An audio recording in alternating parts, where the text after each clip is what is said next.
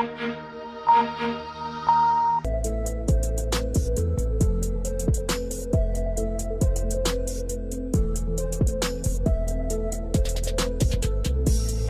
हम खड़े हैं क्रांति धरा के प्राचीनतम मंदिर सदर स्थित बिल्वेश्वर नाथ मंदिर में।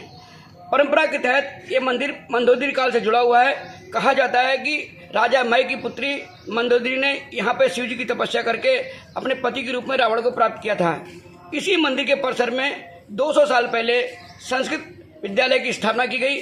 1821 में इस स्कूल की स्थापना हुई। तब से लेकर आज तक ये स्कूल विभिन्न परिस्थितियों में और विभिन्न विपरीत परिस्थितियों में रहने के बावजूद बच्चों को संस्कृत की शिक्षा दे रहा है।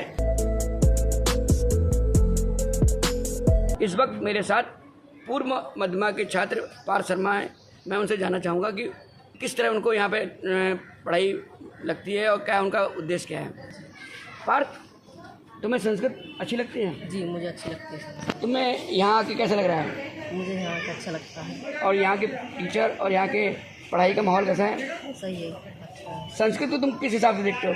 कैसी लैंग्वेज है ये लैंग्वेज बहुत सही लैंग्वेज है, अच्छी लैंग्वेज है, प्राचीन भाषा। तुम्हें कठिन लगती है? नहीं। और तुम क्या चाहते हैं बच्चों को संस्कृत सीखना चाहिए? जी, सीखना चाहिए। क्यों? क्योंकि ये हमारी मातृभाषा है पहले पूर्वजों की, इसलिए। संस्कृत के अलावा तुमको और जो अदर सब्जेक्ट हैं, साइंस है, कंप्यूटर वगैरह, उसकी भी तुमको शिक्षा दी जाती है? हाँ जी, दी जाती है। किस क्लास से तुम यहाँ पढ़ रहे हो? मैं जी 6th क्लास से पढ़ रहा हूँ। कहाँ के रहने वाले हो? मैं मेरठ के रहने वाला हूँ। श्री बिल्वेश्वर संस्कृत महाविद्यालय के चीफ डॉक्टर पंकज कुमार झा मौजूद है। हम उनसे जानना चाहेंगे कि इस महाविद्यालय के इतिहास और इस पर वर्तमान स्थिति क्या है। देखिए, श्री बिल्वेश्वर संस्कृत महाविद्यालय ये 2 भागों में, एक तो एक तो जो है माध्यमिक विद्यालय है और एक है महाविद्यालय। माध्यमिक विद्यालय उत्तर प्रदेश संस्कृत संस्थान से दिलकर वो उसे देखती है, और शास्त्री और आचार्य की जो वो है डिग्री है वो देती है हमें संपूर्णानंद संस्कृत विश्वविद्यालय वाराणसी। ऐसा प्राचीन मान्यता है कि यहाँ पर कभी मंदोदरी पूजा करने आती थी। मय नाम के दानव ने इस क्षेत्र को स्थापित किया, इसलिए इसे मय राष्ट्र भी कहते हैं। और बाद में जो है उत्तरोत्तर जो है शब्द का अपभ्रंश हुआ तो इसे मेरठ नाम से जानते हैं। और हमारे महाविद्यालय में इस वक्त संस्कृत के हमारे यहाँ सभी विषयों का, संस्कृत ही नहीं है, अभी तो वेद, विज्ञान, केमिस्ट्री, फिजिक्स, मैथमेटिक्स, इकोनॉमिक्स आदि सभी विषयों का पढ़ाई होता है। और जो है शिक्षक यहाँ पर माननीय प्रबंध समिति के द्वारा शिक्षकों की नियुक्ति होती है, जो PTA कहलाती है ना। बाकी तो सरकार जिसकी जो नियुक्ति परमानेंट है तो उसकी तो वेतन सरकार देती है। बाकी प्रबंध समिति अपने जेब से जिस येन केन प्रकारेण व्यवस्था करती है और बच्चों को शिक्षा देती है। यहाँ पर निवास की व्यवस्था है। छात्रावास में करीबन 100 से 150 बच्चे निवास करते हैं। सबका जितने भी व्यवस्था है ये सब प्रबंध समिति करती है। सरकार का इससे कोई लेना देना नहीं है। केवल सरकार मात्र शिक्षकों को वेतन देती है, और जो शिक्षक उन्होंने हमें जो विषय हमें उन्होंने दिया है, बायोलॉजी या केमिस्ट्री या फिजिक्स या मैथमेटिक्स या इकोनॉमिक्स या ज्योग्राफी, उसका भी हमारे पास शिक्षक नहीं है। श्री बिल्वेश्वर नाथ संस्कृत महाविद्यालय के चीफ डॉक्टर ने पूरी जानकारी दी और बताया कि हमारा स्कूल, हमारा कॉलेज अगर सरकार की तरफ से थोड़ी सी इसमें से हल्की सी भी हाथ रख दे उन पर, तो एक नए परिवेश में सामने आएगा और नए अंदाज में आएगा। मेरे साथ कॉलेज के प्रबंधक महेश सिंगल जी हैं। उनसे मैं जानूंगा कि कॉलेज के विकास के लिए उन्होंने क्या क्या प्रयास किए। देखिए, कुल मिलाकर हमारे विद्यालय में पिछले लगभग 7-8 वर्षों से कंप्यूटर की क्लासें चलती हैं। बिना कंप्यूटर के शिक्षा आज के समय में अधूरी है, इसलिए सभी बच्चों को निःशुल्क कंप्यूटर की शिक्षा दी जाती है। उसके लिए हमने अलग से कंप्यूटर कक्ष बनाया है। 7 कंप्यूटर हैं, प्रिंटर हैं, इसकी व्यवस्था होती है। ये निःशुल्क व्यवस्था है।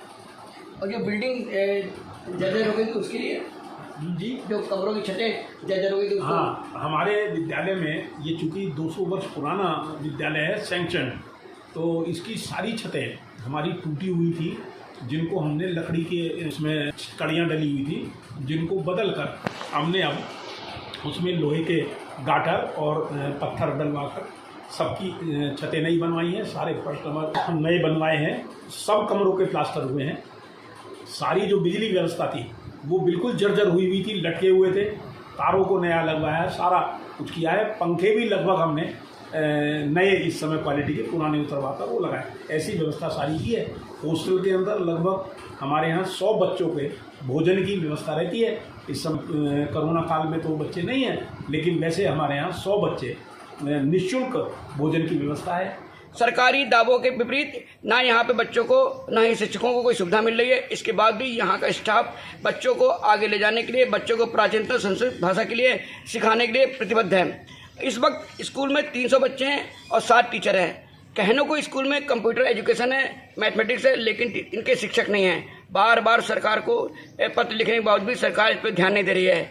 आज हम इस संबंध में प्रिंसिपल से बात करेंगे और जानेंगे हकीकत इस स्कूल की वर्तमान स्थिति क्या है। इस वक्त मेरे साथ कॉलेज के प्रधानाचार्य दिनेश दत्त शर्मा जी मौजूद हैं, मैं उनसे बात करूँगा। सर बताइए कि आप कब से हैं कॉलेज में?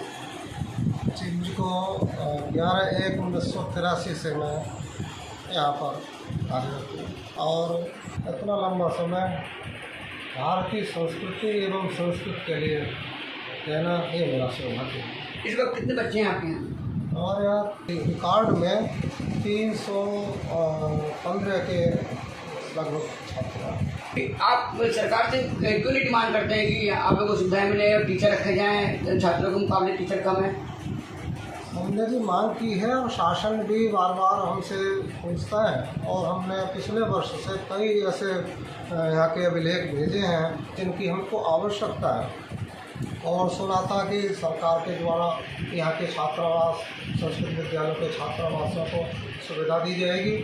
तो इस संबंध में शासन भी हमसे पत्र जात आदि मंगाते रहते हैं, लेकिन 1 वर्ष हो गया लगातार अभी तक कुछ भी प्राप्त नहीं हुआ। क्या आपको लगता है इससे छात्रों को दिक्कतों का सामना करना पड़ रहा है? अब इस स्थिति में हम लोग प्रयासरत हैं। आप हमारे प्रबंधक महोदय हैं और आप सभी के सहयोग से ये विद्यालय चलता है। जैसा कि वर्तमान में सरकार है जो संस्कृत का प्रतिनिधित्व कर रही है, तो भारतस्य प्रतिष्ठे द्वे संस्कृतम जैव संस्कृति, भारत की बहुत प्रतिष्ठा है संस्कृत और संस्कृति। इस सरकार से हमें आशा है कि ये हमारी इस बात को स्वीकार करें कि हमको क्या क्या आवश्यकताएं हैं और आवश्यकताओं की पूर्ति हो, तभी संस्कृत को आगे बढ़ाया जा सकता है। और नए विषयों में कंप्यूटर शिक्षा है, कंप्यूटर हमारी प्रबंध समिति के द्वारा कंप्यूटर की बहुत अच्छी व्यवस्था है, लेकिन वो यहाँ की व्यवस्था सरकार के द्वारा कोई व्यवस्था नहीं है, क्योंकि जब विषय दिया है सरकार ने तो उसके शिक्षकों को भी रखने का दायित्व सरकार का होता है।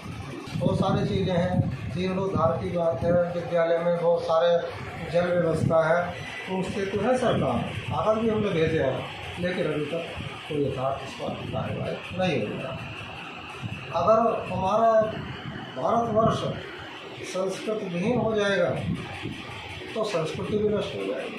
भोजन आवास की व्यवस्था है, बहुत सारी चीज़ें हैं, लेकिन 1 रुपया भी सरकार की तरफ से नहीं हो रहा है, क्योंकि वर्तमान सरकार जो भी सरकार है उनसे अपेक्षा है कि ये यथाशीघ्र संस्कृत विद्यालयों की समस्याओं पर ध्यान दें, ताकि हमारी संस्कृति और संस्कृत आगे बढ़े और उससे सही हमारे भारतवर्ष का।